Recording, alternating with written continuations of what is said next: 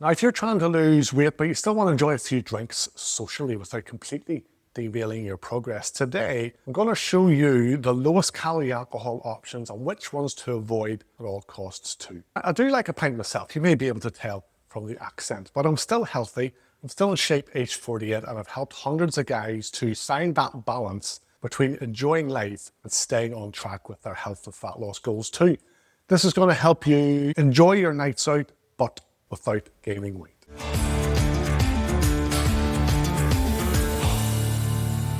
Hi, Chris here from We're 40 Freaking Awesome. I help guys in their 40s and 50s like you to enjoy life, including junk and booze, while still getting the body shape and energy levels that we want. So I hate this kind of binary approach of being either a massive drinker or a complete teetotaler. There is room in the middle to have a few drinks every now and again. I find it good for the soul personally, even if it's not great for my head the next morning these days, sadly. But when you're trying to lose weight, alcohol can be a massive problem, not just because of the calories in the drinks, but because of everything that tends to happen after you've had a few drinks, the late night snacking, the poor sleep, the skipped workouts the next day too. So the truth is, zero alcohol most nights is still best for your health and weight loss goals. All alcohol is essentially poison, a tasty poison, but poison nonetheless. Your liver has to drop everything else that it's doing to process and burn off the alcohol, which means fat burning gets put on hold, even if your meal choices have been super healthy that day. But I'm realistic.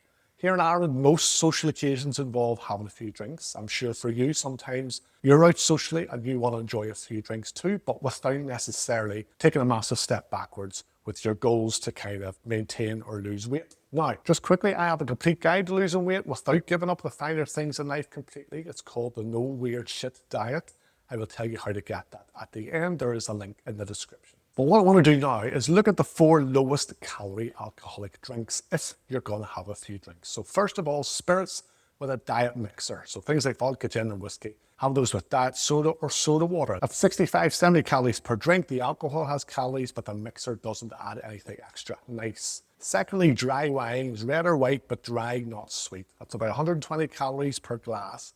Avoid dessert wines or anything labeled sweet because those are loaded with sugar. Thirdly, light beers, about 110 calories per bottle. Again, they're not exciting, but if you're at a barbecue or an outdoor event, they'll do the job without a massive amount of calories. And fourth and finally, spirits neat or on the rocks. The key is to sip on them slowly to avoid drinking 4 of them for everyone else's 1 pint of beer. So whiskey, rum, vodka, gin, straight up, about 65 calories per shot. If you can handle drinking spirits this way, that's the most efficient option calorie-wise. But there's also a couple of things to avoid if you're trying to lose weight. Creamy cocktails, things like White Russians or mudslides. Basically anything with cream or liqueurs in it. We're talking 300 plus calories per drink. It's like drinking a McDonald's milkshake, and I know you're not going to stop with just one.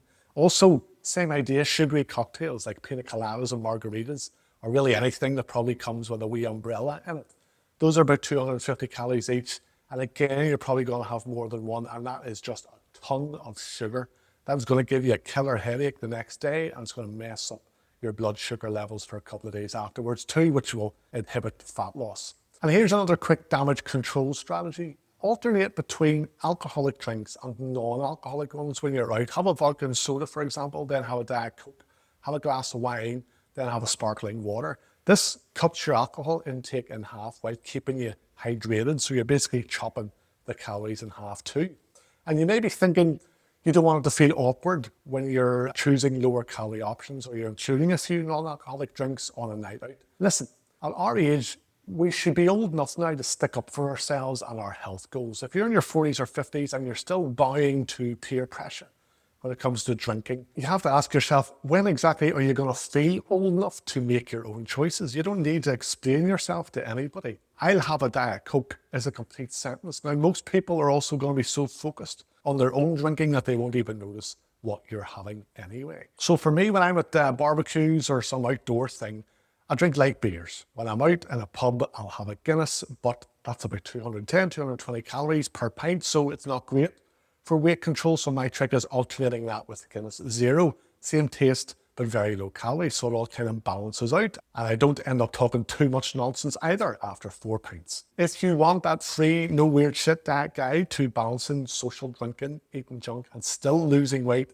and get in shape. There's a link right there in the description. But remember, I'm not recommending here that you drink more just because I've given you some low-calorie options. The best choice for weight loss is still zero alcohol most nights. But when you do choose to have a drink, you can make it count without completely sabotaging your fat loss goals. Do take care of yourself though, and let's talk soon.